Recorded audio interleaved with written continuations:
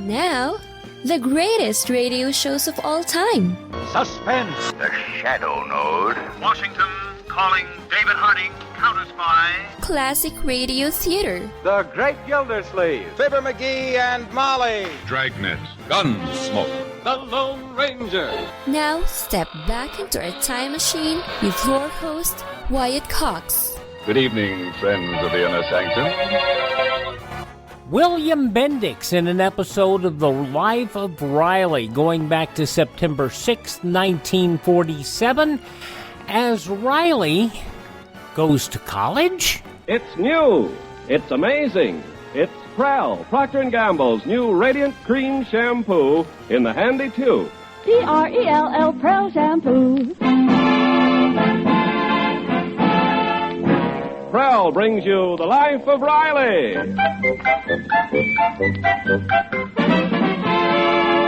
Prell, the shampoo that removes dandruff in as little as 3 minutes and leaves hair radiantly clean, radiantly lovely, presents The Life of Riley with William Bendix as Riley.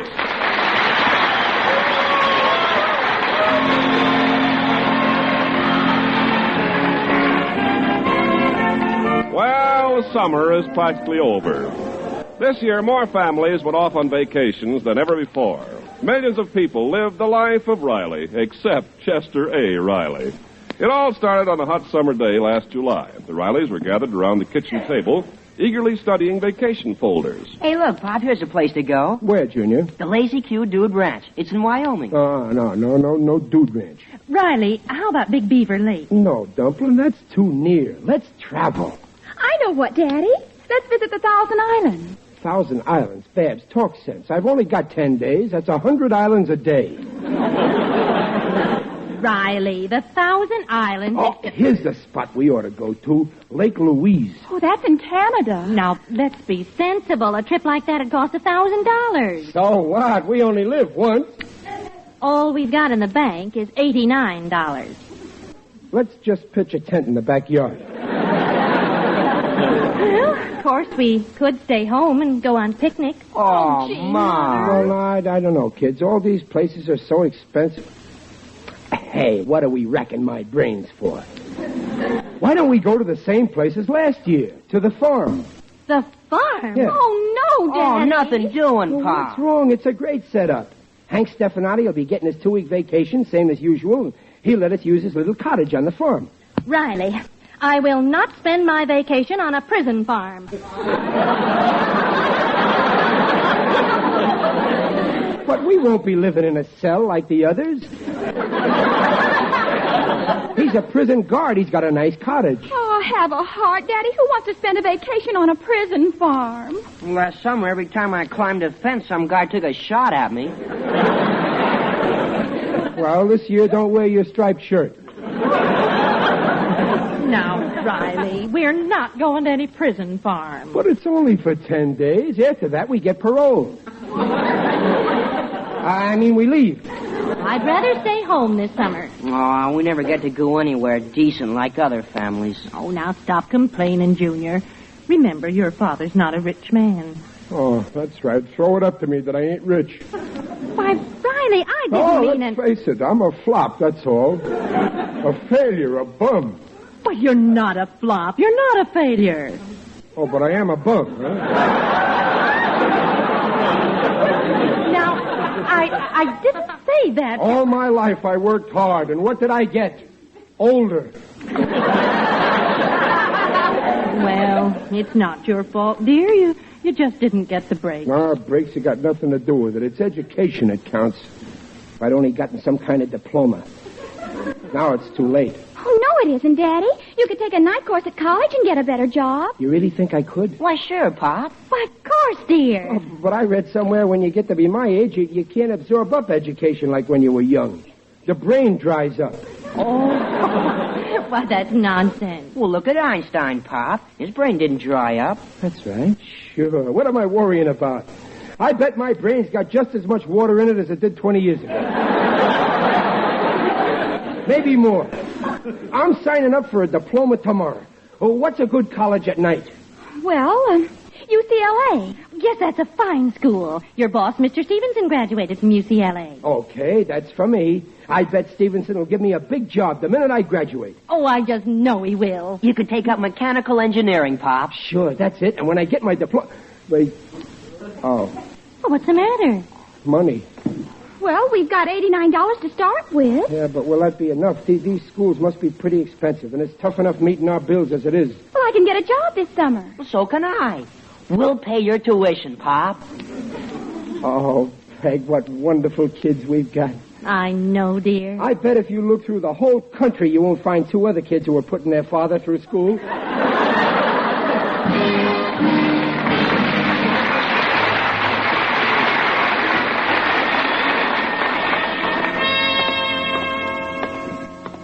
Pardon me, mister. Looking for something, Mac? Yeah, do you know which building you register for the UCLA night courses? Oh, you're going to take a course here? Yeah, engineering. You must have a lot of money to throw around, Mac.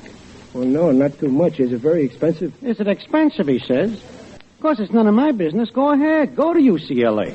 Don't let me stop you. Go ahead. I will. Would you mind letting go of my coat? Oh, sorry. Now, I happen to know of a college. You heard of MIT? Yeah, sure. Well, this college is P.I.T. Pacific Institute of Technology. Happened to be a graduate myself. Civil engineering. Same course they're giving at UCLA takes 2 years. I done it at P.I.T. in 3 months. Only 3 months? How can they graduate you that fast? Can you keep a secret? Yes. Uranium. Oh. And you get a real diploma after only 3 months? Yes, sir. A genuine sheepskin. By a coincidence, I happen to have my diploma on me. Here, feel it. Yeah. That's a genuine sheepskin, all right. The wool's still on it. Only 3 months. It don't sound possible. I guess a school like that must be pretty expensive. Not if you're bright. And I can see you're bright. Yeah, that's obvious. But what's that got to do with it? Dean Baxter's a friend of mine. I'm getting you a free scholarship. A free scholarship? Now leave everything to your pal Benny.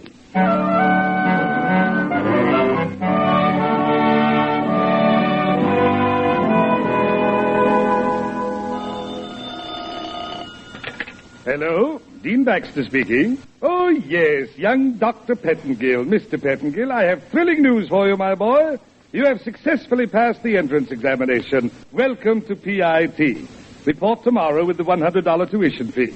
Now, don't thank me. To share my knowledge with others is all I ask. Godspeed, my boy. Hey, Mabel, we hooked another sucker. Oh, attaboy, Doc. That $100 will come in handy. We owe the bookmaker for the last race yesterday. This'll cover it. Say, Doc, when are we going to blow out of here? Supposing the cops get onto us, huh? Ah, relax. Will you, honey? A few more chumps. We'll have a nice little bankroll, and then we blow to Hialeah. Talking to chumps, look out the window. Then he hooked another one. Yeah. From the look on his kisser, this one's the prize chump of all. Okay, Mabel, roll up your stockings and hide that racing form. Remember, you're Dean of Women. I gotcha, kid. Take a letter, Miss Latour. Come on in, Riley. Good evening, Dr. Baxter. To Professor Albert Einstein. Dear Al, regarding the geometric problem you asked me to solve for you, Oh, Benjamin, come in. If you're busy, Doctor. Not at all, my boy, not at all. I was just dashing off a note to an old student of mine, Professor Einstein.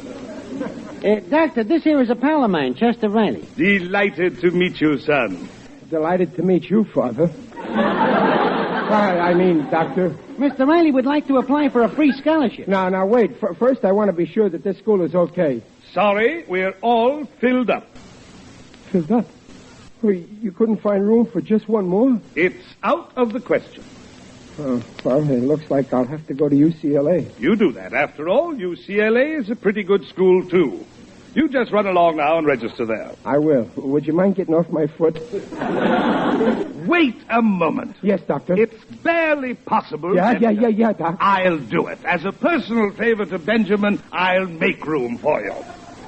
Oh, thank you, Doctor. Thank you. I just got to get educated. When do I start? Immediately. Provided, of course, you can pass our entrance examination. Oh, an exam? It's difficult. We have a high standard here. Shall we proceed? Oh, gee, I hope I can pass. We'll start on your mathematical reflex ratio. Name a figure. A figure? Any figure, like, how much money have you got in the bank? $89. You passed. Welcome to P.I.T.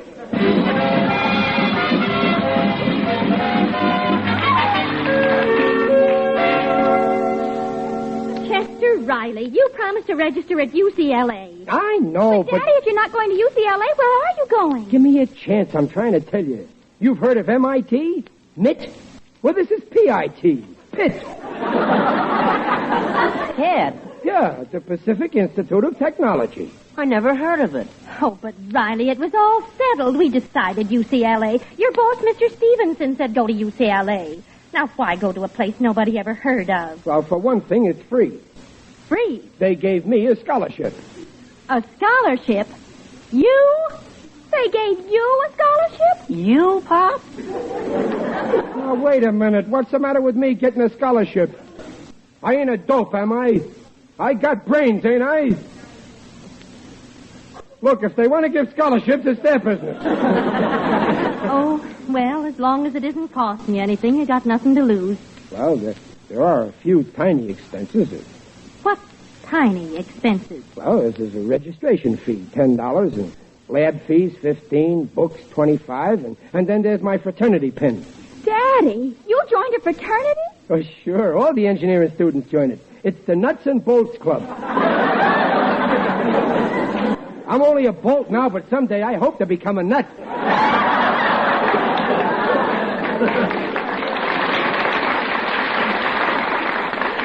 Well, don't worry. You'll make it. Riley, any other tiny expenses? Well, there's $5 for my beanie. I'm a freshman. Oh, Daddy, you're going to wear a beanie? Well, I'm glad you think it's funny. After all, I'm going through all this for my family. Oh, I'm sorry, Daddy. Riley, how much do your expenses come to? Exactly $89. But you said it was free. It would have been cheaper to go to UCLA. Why waste 2 years when I can get the same course, the same diploma at P.I.T. in 3 months? 3 months? Daddy, that's impossible. Pop, it can't be done. It can be done. My head's made up. Oh, Riley, how on earth can they make you a graduate engineer in 3 months? Can you keep a secret? Yes? Uranium. Uranium? Now, don't worry, Peg. This is my big chance to get an education and get somewhere in the world. Have a little faith in me. Well, all right. Why, the whole thing is like a miracle. Yesterday I decided to get an education by hook or by crook. And today I'm getting it.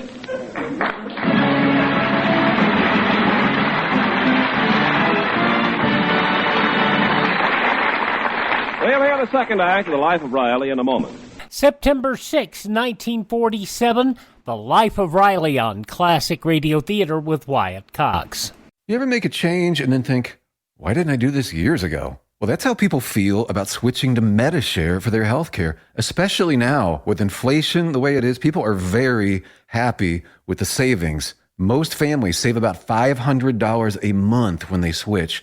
It's a huge help when prices are going up so fast in so many other areas. And Medishare's customer satisfaction rate is double that of health insurance. It's just a different experience, and people really like that. Medishare is an alternative to health insurance. It's a community of Christians who share each other's healthcare bills, and it's been going strong for over 25 years. It really is the gold standard, the most trusted name in healthcare sharing. Find out why people love it, find out why they rave about the customer service, and find out how good it feels to save some money right now. They're super easy to talk to. Here's the number, 833-34-BIBLE. That's 833-34-BIBLE, 833-34-BIBLE. Classic Radio Theater on your favorite station. Now more of The Life of Riley starring William Bendix. As Riley goes to college, ? September 6, 1947.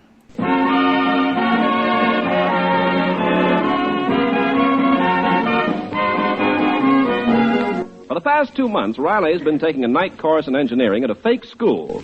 Firmly convinced he will graduate and receive a genuine diploma, we now find him cramming for the final exams. If force A is applied to force B, which has a magnitude equal to the vector CB, then the tension resulting in the dynamic field is Hand equal over to that the... paper, Babs. I was reading it. Well, I'll be through in a minute. Well, I had it first. I had it first. Children, can't you be quiet? Your father's doing his homework. If force A is applied to force B, Does which has a Pop have to magnitude... do his homework in the living room? I can't even listen to the radio anymore. Oh, you and that radio. Why don't you take an interest in your father and help him with his homework? If force A is applied to force B, I which think has... Pop ought to quit that school. What do you mean, quit? I'm going to graduate next Saturday. Now, Riley, get on with your homework. Well, it can't be much of a school. How much can you learn in 3 months? Anyway, what business is it of yours if I'm learning anything at school? Well, I'm putting up the dough for it. Junior. I'm sorry. I didn't mean anything. Anyway, it's not your money, Junior. How can you say such a thing? Not a girl, Babsy. Half of it's mine. Fine kids I got. They lend me a little money to help me get brilliant, and then they throw it up to me. Now, dear. What do you think I'm going to that school anyway? You think it's a pleasure for me to spend every night thinking? Believe me, it's torture. I know, dear, I know. You're doing it for our sake. Oh, I'm sorry, Daddy. So am I, Pop. Oh, that's okay, kids. Forget it. And don't worry. Wait till next Saturday when I graduate as a Bachelor of Science. You kids will be proud that you've got a bachelor for a father.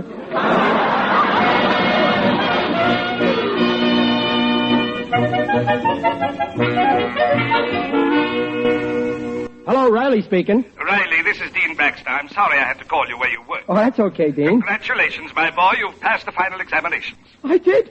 Oh, that's wonderful. And, by the way, we've set the graduation date slightly ahead.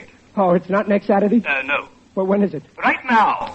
Something urgent has come up that requires my presence out of town. So if you want your diploma... You bet I want it. I'll be right over. Fine. And don't forget to bring the $50 graduation fee.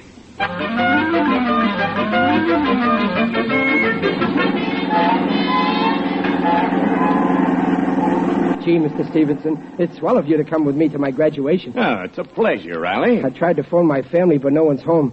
And when I get my diploma, I'd like to have someone there to be proud of me.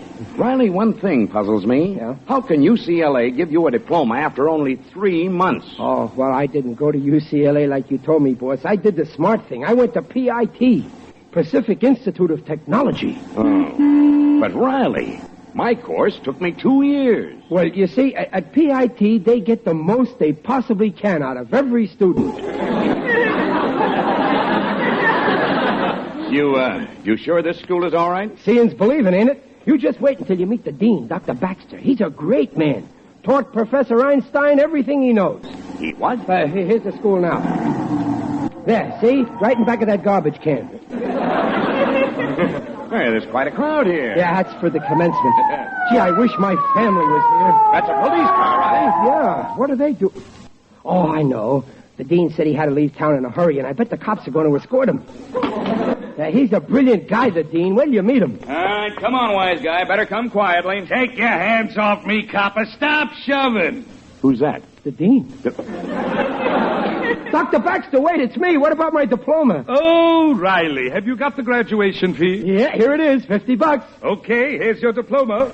Thanks. All right, get in the wagon, Baxter. Take it easy, copper. I was just collecting my bail. Officer, what's going on here? Well, this crook's been running a phony school. You'd be surprised the number of chumps fell for it. Let's go, Joe.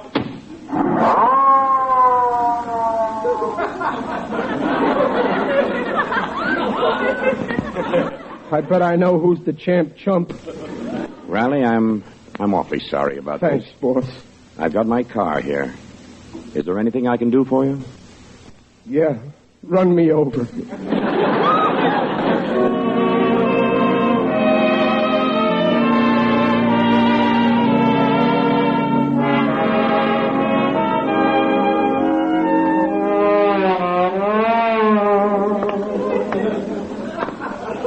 Oh, what a mess. How can I go home after this? I wish there was a magician could make me disappear off the face of the earth. Did you say magician or mortician? Who's that? It is I, Digby Odell, the friendly undertaker. Oh, it's you, Digger. Greetings, Riley. You're looking fine. Very natural. Well, I don't feel fine. For 3 months I've been slaving away, digging and digging. And all of a sudden everything caved in. I wouldn't want that to happen to me. Why do some people have to be dishonest? Dishonesty. A pernicious practice. Of course, in my business, we're protected by the UEPUIC. UEPUIC? The Undertakers, Embalmers, and Pallbearers Underground Investigating Committee.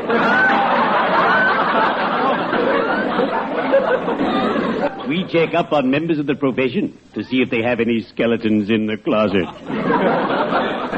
You know, Digger, I was supposed to graduate from college today. I remember when I graduated from MIT, the Morticians Institute in Tombstone. I wrote a poem with which I inspired my fellow graduates.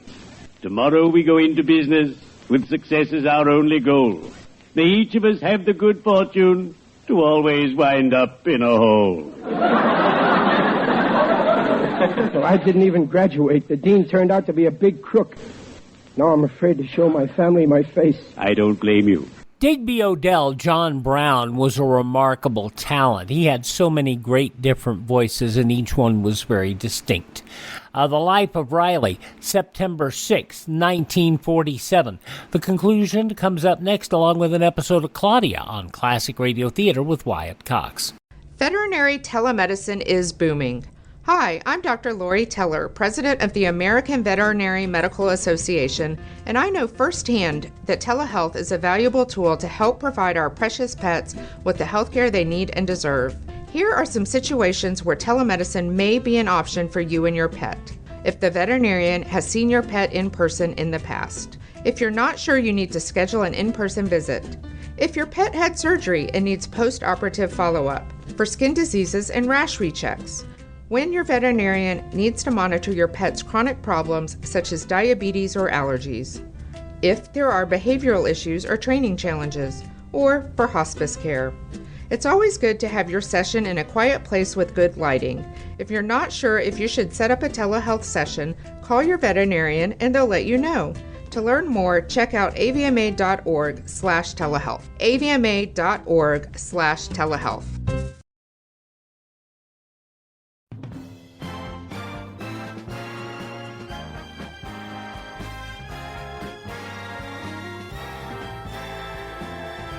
Now on Classic Radio Theater with Wyatt Cox, the conclusion of The Life of Riley as Riley goes to college but doesn't. September 6, 1947. Take my advice. Go home. Tell your beloved brood the truth. They'll die. I'll go with you. No,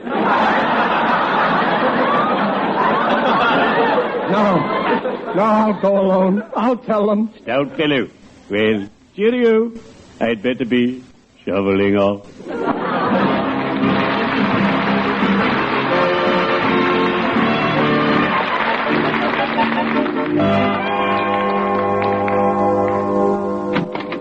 Riley! Hello, Peg. Why, what are you doing home this time of the day? Oh, you're not sick? Well, you see, I went down to the school this afternoon. Hey, Pop, what's that in your pocket? Junior, wait, don't It's a touch... diploma. Hey, look, Mom, a diploma from P.I.T. Riley, you graduated. Congratulations, Pop. Oh, Daddy, give me a kiss. When did it happen? This afternoon. They put it ahead of time, so... Oh, you. Why didn't you tell us so we could be there? Well, I did phone, but... Look, Peg, when I got there... Oh, don't apologize, dear. The main thing is you graduated. Oh, it's just as well I didn't go. If I'd been there, I'd probably have cried. But don't worry. I cried for you. Oh, you sweet darling. I'm so proud of you. It isn't every wife who has a husband like you. And ain't they glad? Oh, boy, what a swell diploma. Chester A. Riley, baccalaureate scientist. Oh, come on, Bob. Let's hang it up. No, you mustn't, Junior. Why, I want it up there on the wall where everybody can see it. But, Peg... Riley, this is a happy occasion. Let's see a smile on your face. Well, come on now, smile. I'm smiling. Now go on into the kitchen and get the hammer and some nails. But, Peg, what... Don't be such a modest hero. Go on now. Okay. Well, what's the matter with Daddy? He looks sick. Oh, it's just the excitement. Oh, I'll see who it is. Oh, hello, Mr. Odell. Greetings, folks. I'm glad to see you've taken the news so bravely. Smile, everybody. Let's be gay. Why, what news? Why, about that crooked school and the fake diploma. Fortunately, they arrested the dean. Oh. Riley didn't tell you. Why, no. We thought... Oh, dear. There I go again. Digging somebody's grave for him. Farewell. Gosh, Pop didn't really graduate. Oh, poor Daddy. Oh, my. No wonder he acted so strange. Well, I got the hammer. But, Peg, do you really think we ought to go... Wait. Well, what's the matter? What's everybody looking so glum about? This is a happy occasion, ain't it? Well, why don't you smile? Like I'm smiling. Why are you sitting there staring at me like...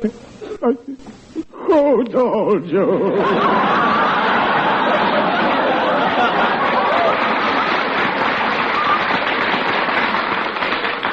Mr. Odell was just here. Oh. I guess there's no use hanging up this diploma now. No. Let's hang me up instead. Oh, Peg, how could I have been so dumb? No wonder you hate me. Oh, but we don't hate you. How can you say that, Daddy? Gee, what's the matter with you? You mean, in spite of what I did, wasting our money, making a fool of myself, you still love me? Of course we love you. What a revolting development this is.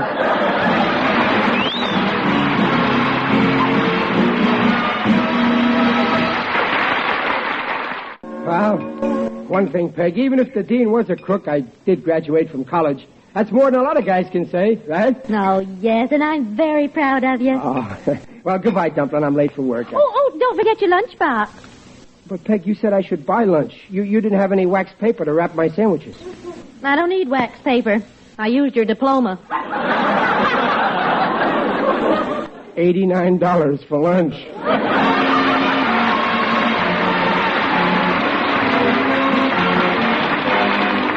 Procter & Gamble invites you to join us again next week to hear The Life of Riley with William Bendix as Riley. The script is by Alan Lipscott and Reuben Schiff with music by Lou Kozlov. Mrs. Riley is Paula Winslow, Digger Odell is John Brown, Junior is Tommy Cook, Babs is Barbara Eiler, Dean Baxter is Alan Reed, Mr. Stevenson is Ken Christie, Mabel is June Foray, and the cop is Herb Vigran. The Life of Riley is produced and directed by Irving Brecker. September 6, 1947, The Life of Riley on Classic Radio Theater with Wyatt Cox. One of the great part of the shows we present here on Classic Radio Theater with Wyatt Cox is that we get to see a slice of life back in the 40s and 50s and 60s. And one of these slices of life is summer theater, because very few communities still have summer theater, summer stock with professional or semi-professional actors. That's what we're seeing here in the soap opera Claudia, this episode from September 6, 1948, as its opening night. And now, Claudia. Claudia, haven't you gone up to get dressed yet? What's the hurry, Mama? Well, dinner'll be ready in a moment. Good, I'm getting hungry. Say that again. I'm getting hungry. I'm getting starved. David, did you hear that? What? Yes, I heard it. She's just keeping a stiff upper chin, Mother. Why shouldn't I be hungry, pray? Because no actress is supposed to be hungry on the opening night of her play. Maybe I'm not an actress.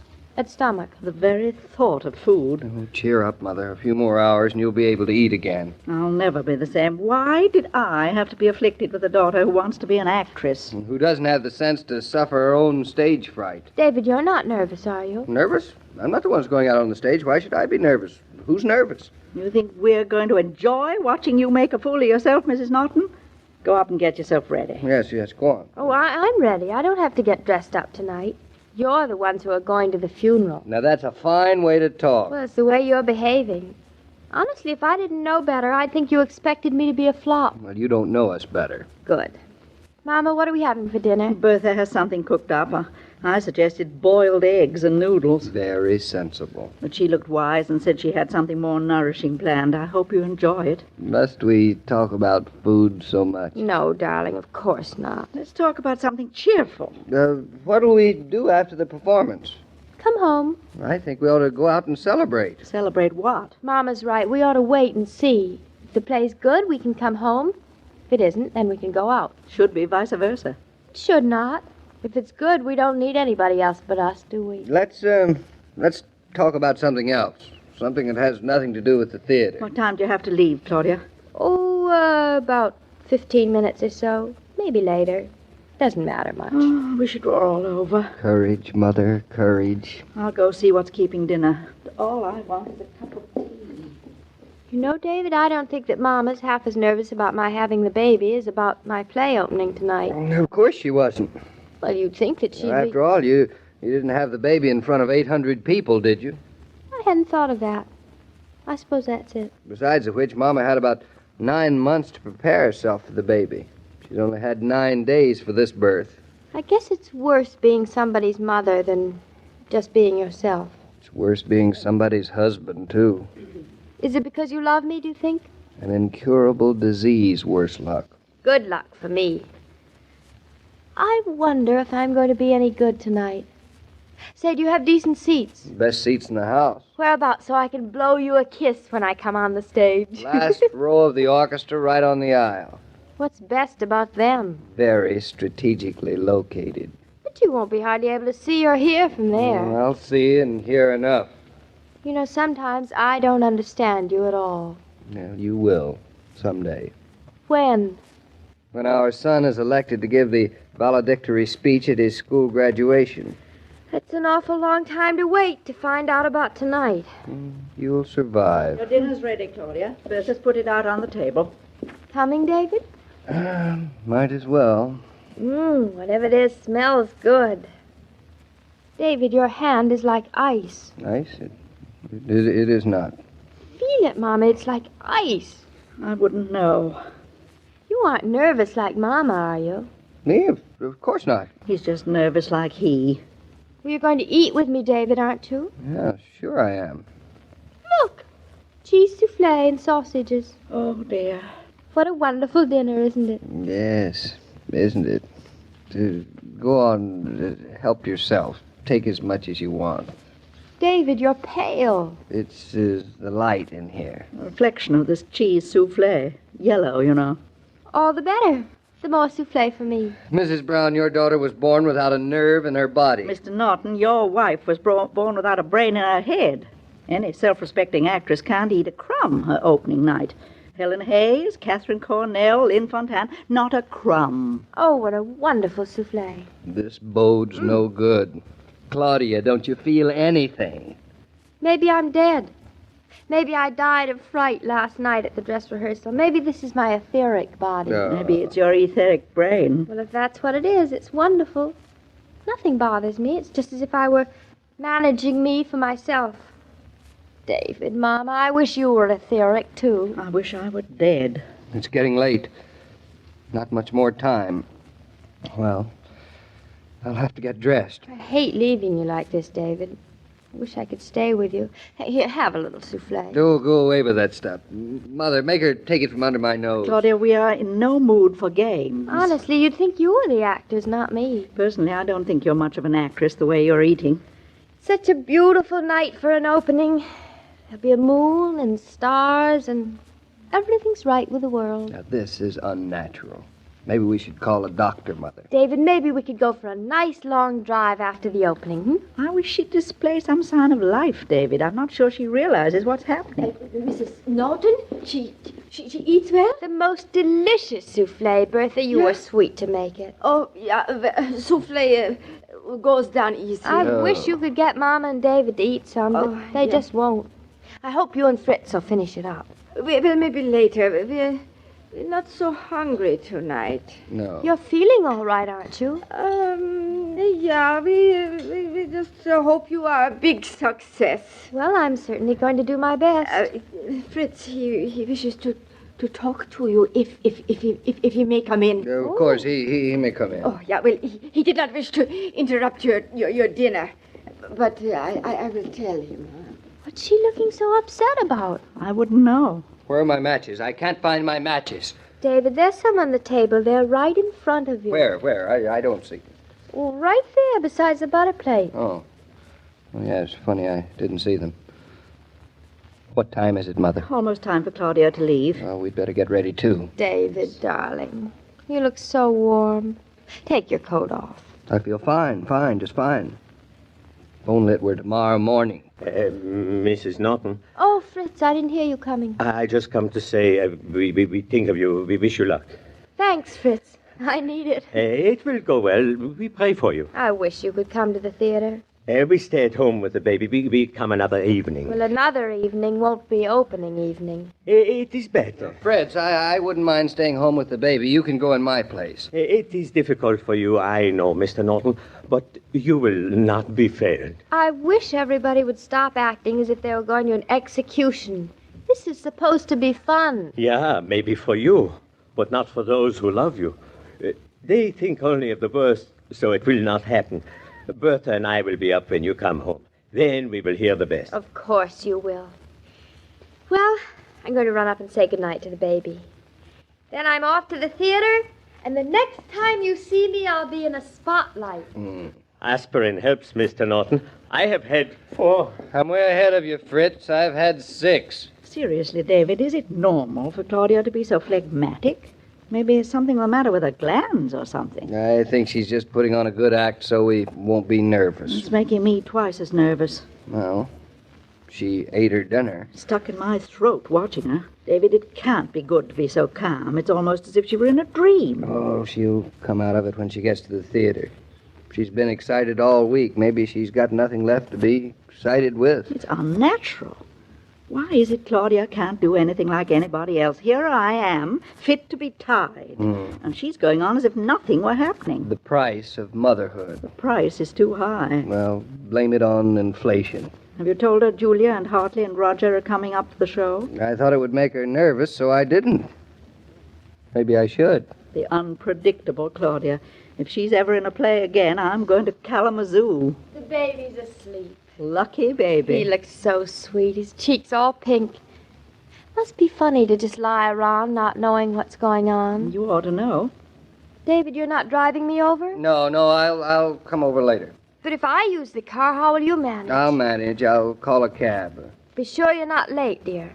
Do you think I want to miss a second of it? Yes, I do. All right, you are. Well, I'm going up and get started. Oh, come on out to the car. Wave me goodbye. Since you've been in the theater, every slightest thing has become a theatrical scene.